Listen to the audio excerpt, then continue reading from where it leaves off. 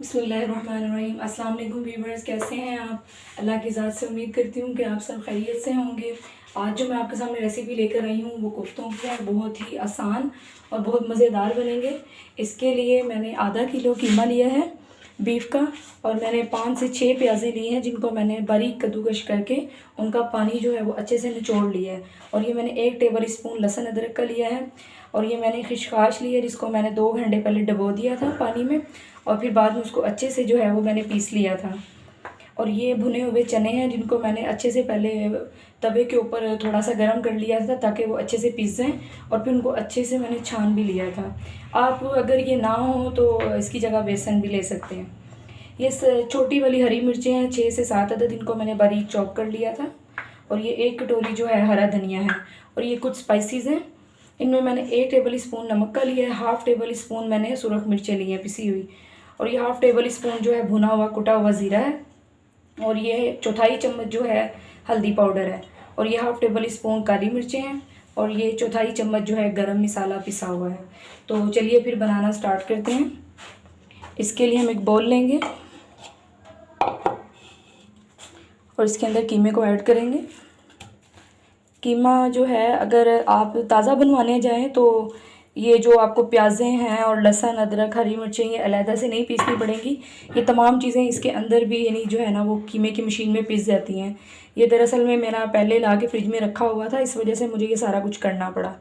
तो ये इसलिए बता रही हूँ कि अगर बिलफर्ज आपने नहीं भी कीमे के साथ बनवाया तो आपको फिर इस तरीके से ये प्याज जो है वो पहले अच्छे से कद्दूकश करनी है, फिर उनका पानी जो है वो अच्छे से निचोड़ लेना है।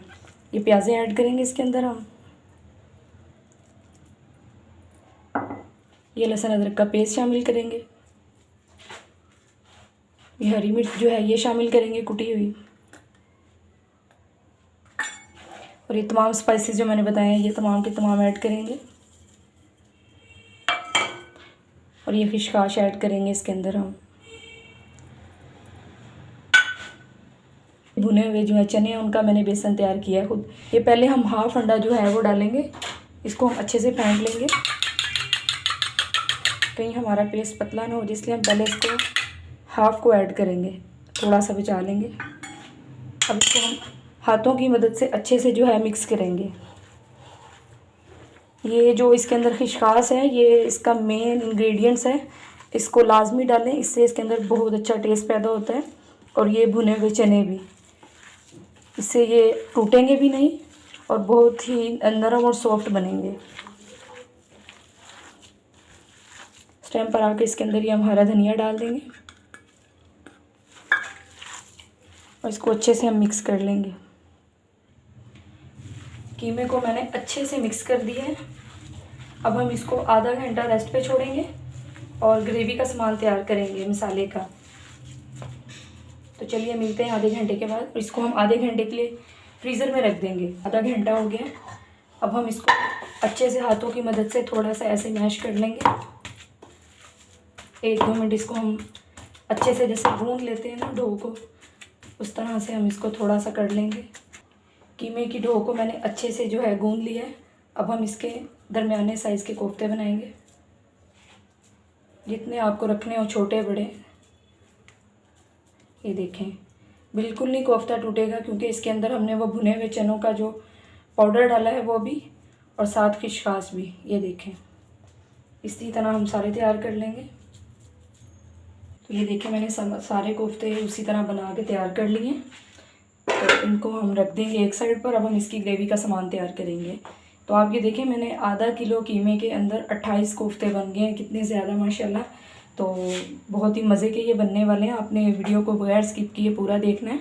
अब हम आगे अपनी मसाले की ग्रेवी की तैयारी करते हैं। तो कोफ्तों की ग्रेवी का तमाम सामान मैंने रेडी कर लिया है। इसके लिए मैंने 2 बड़े साइज़ के प्याज लिए हैं जिनको मैंने बारीक चॉप कर लिया है, और मैंने 2 दरमियाने साइज़ के टमाटर लिए हैं जिनको मैंने छिलका रिमूव करके कटिंग कर लिया है। और ये 1 प्याली मैंने धनिया लिया है गार्निशिंग के लिए, और ये 1 प्याली मैंने दही लिया है, ये ग्रेवी को तैयार करेगा। ये मैंने 7-8 जो है छोटी बारीक वाली हरी मिर्चें इनको बारीक जो है मैंने पीस लिया है। और ये 1 टेबल स्पून लहसुन और 1 टेबल स्पून अदरक का है। और वो मैंने 3 बड़े साइज़ के आलू लिए हैं, वो ऑप्शनल है, आप डालें तो डाल सकते हैं, हम लोग पसंद करते हैं इसलिए मैंने वो आलू लिए हैं जिनको मैंने इस शेप में कटिंग कर ली है।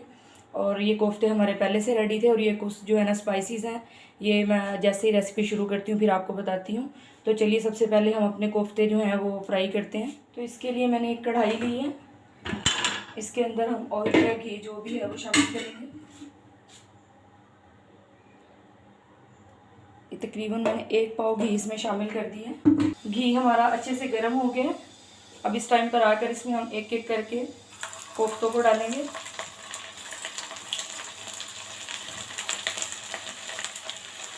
घी जो है ना सही से गर्म हुआ होगा ना तो ये चिपकेंगे नहीं। अगर कच्चे घी में डाल दिया तो ये चिपक जाएंगे। इनको हम आहिस्ता आहिस्ता डालेंगे, इसमें छींट पड़ जाती है। इनको हम आहिस्ता आहिस्ता फ्राई होने देंगे हल्की आंच पर। आंच थोड़ी मैं हल्की कर दूँगी ताकि वो ऊपर ऊपर से फिर जो है ना पक जाते हैं और अंदर से कच्चे रह जाते हैं। कोफ्तों को पकते हुए तकरीबन 2 मिनट हो गए। इसकी हम साइड चेंज करेंगे।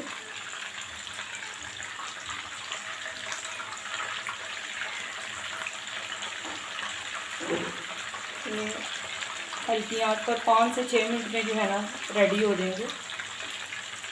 ये देखें कितने अच्छे ब्राउन हो गए माशाल्लाह।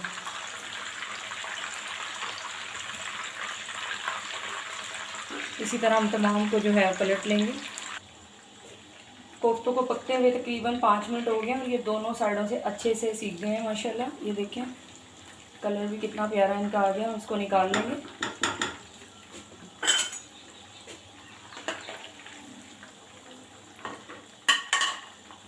अब हम इसमें बाकी के बचे हुए कोफ्ते फ्राई करेंगे इसी तरह। इनको भी हम 4 से 5 मिनट जो है अच्छे से फ्राई कर लेंगे। कोफ्ते हमारे सारे जो है फ्राई हो गए हैं, इनको भी हम निकाल लेंगे।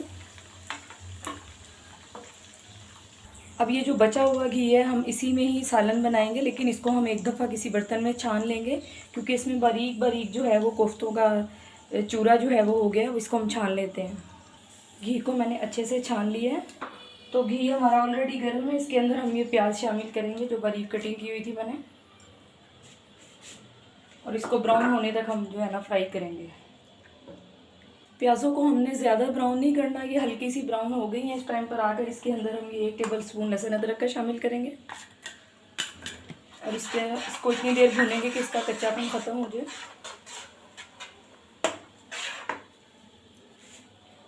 लहसुन अदरक भी अच्छे से भून के इस टाइम पर आकर इसके अंदर हम ये 2 टमाटर जो कटिंग किए थे ये डालेंगे और ये 2 टेबल स्पून जो मैंने हरी मिर्चें जो है ये पीसी थी ये डालेंगे। और साथ ही हम इसके अंदर ये जो स्पाइसेस हैं ये डालेंगे। इसमें मैंने 1 चम्मच जो है नमक का लिया था और 1 चम्मच मैंने पिसी हुई लाल मिर्चें और आधा चम्मच मैंने पिसा हुआ धनिया लिया था और आधा चम्मच ही मैंने पिसी हुई हल्दी ली थी। और ये यानी चौथाई चम्मच जो है ये पिसा हुआ कूटा हुआ ज़ीरा है और ये भी चौथाई चम्मच जो है काली मिर्चों का पाउडर है ये शामिल करेंगे। इसको अच्छे से भुनने देंगे। मसाला जितना अच्छे से भुनेगा इतनी अच्छी हमारी ग्रेवी तैयार हो जाएगी। इसमें हम 2 टेबल स्पून सिर्फ पानी शामिल करेंगे ताकि हमारे मसाले जो है उनमें कच्चापन ना रहे, अच्छे से पक जाएं और टमाटर जो है वो भी घुल जाएं। इसको हम 5 से 6 मिनट जो है हल्की आंच पे पकने देंगे। मसाले को हल्की आंच पर पकते हुए 5 मिनट हो गए। देखिए माशाल्लाह घी ऊपर आ गया। हल्की आंच पर इसको रखा हुआ था मैंने। अब ये हम स्पैचुला की मदद से आहिस्ता आहिस्ता इन टमाटरों को थोड़ा सा मैश कर लेंगे। टमाटरों को मैंने अच्छे से मैश कर लिया। और दूसरी बात ये कि छिलका उतार के जो है वो टमाटर डालें तो ये खुद ब खुद ही देखें कितना अच्छे से मैश हो जाता है। तो इस टाइम पर आकर इसके अंदर हम ये जो 1 कटोरी हमने दही की ली थी ये शामिल करेंगे। इसमें मैंने टमाटर कम ऐड किए थे क्योंकि मैंने इसमें दही डालनी थी।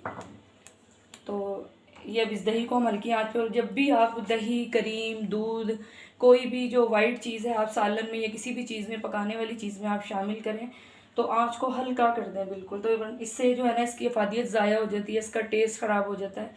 1-2 मिनट इसको हल्की आंच पे रहने दें, फिर आप इसको भुनाई के वक्त थोड़ा सा तेज़ आंच पे कर दें। तो देख रहे हैं आप मैंने बिल्कुल इसकी आंच हल्की की हुई है। अब इसको मैं एक मिनट के बाद जो है इसकी आंच थोड़ी सी तेज़ कर दूँगी। इसको मैं पकने दूँगी। दही को डाले हुए 1 मिनट हो गया। मैं इसकी आंच मीडियम कर दूँगी। इसको मैं फ्राई करूँगी अच्छे से, ताकि ये सारा जो है दही जो है वो भी अच्छे से पक जाए। इसको मज़ीद जो है 5 से 6 मिनट जो है वो रख देंगे पकने के लिए।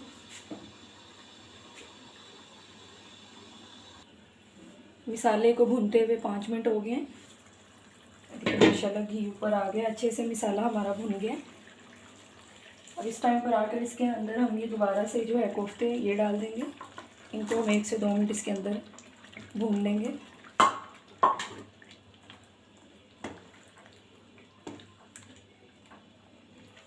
मिसाला जो है वो जितना अच्छा से भुनेगा तो आपका सालन अच्छा बनेगा। चाहे ये कोफ्तों का सालन है या चाहे आप कोई सब्ज़ी बना लें, उसका मेन गुर ही है कि आप मिसाले को जो है वो अच्छे से हल्की आंच पे भुनें। भुन तो वो 1-2 मिनट में ही जाएगा, लेकिन अगर आप उसको हल्की आंच पे रख देंगे वो 7 से 8 मिनट या 10 मिनट ले जाएगा, लेकिन जितना अच्छे से वो भुनेगा तो उसका जो जायका है वो बहुत अच्छे से निकलेगा। तो इसके लिए हम इसको 1-2 मिनट और सिर्फ इसमें भून लेंगे और साथ में हम इसके आलू भी ऐड कर देते हैं। ये जो मैंने कटिंग किए थे ये भी इसके अंदर ही हम डाल देते हैं। मिसाले के अंदर इनको तकरीबन हम 2 से 3 मिनट भून लेंगे। उसके बाद हम इसमें पानी शामिल करेंगे जितना हमें इसके अंदर शोरबा रखना है, ताकि आलू गल के और हमारा जो है मुनासिब सा जो है वो शोरबा आ जाए। इसको हम 1-2 मिनट और रख देते हैं। आलू कोफ्तों को भी मिसाले में भूनते हुए 1 मिनट हो गया, बस हमने थोड़ा सा ही भूनना था इसको। ये देखिए माशाल्लाह, बस इसको इतना भूनना था कि मिसाला जो है वो कोफ्तों के अंदर तक चला जाए। अब इसके अंदर हम पानी शामिल करेंगे। अब इसके अंदर मैं 1 किलो पानी ऐड करूँगी तकरीबन।